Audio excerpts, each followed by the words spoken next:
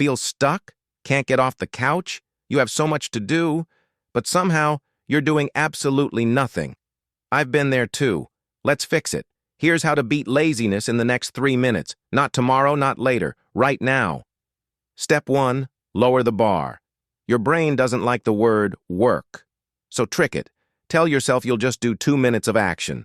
Not a full workout. Just put your shoes on. Not a full essay. Just open the dock. Not cleaning the whole house. Just one plate. Momentum starts when the task feels small. Start tiny. Your brain will follow. Step 2.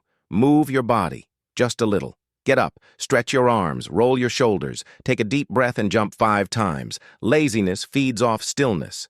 Break the stillness, break the pattern. Don't wait for energy. Energy comes after movement, not before. Step 3. Change your space. Your environment is part of your behavior. If you always sit on the couch and scroll, your brain links that spot with being passive. So move, stand near a window, sit at your desk, open a curtain, change your shirt. This sends your brain a signal. Something different is happening now. New energy, new mindset. Step 4. Talk to yourself, out loud.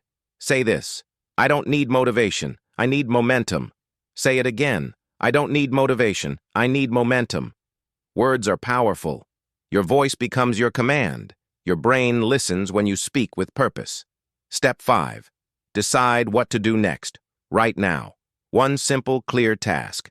Not your whole to-do list, just the next move. Write 1 sentence. Walk for 2 minutes. Send that 1 email. Pick a direction and act. Laziness ends the moment you do something. Anything. You've been listening for 3 minutes. You're already moving. Now don't waste this energy. Close this video, stand up, and go. You just beat laziness. See you tomorrow.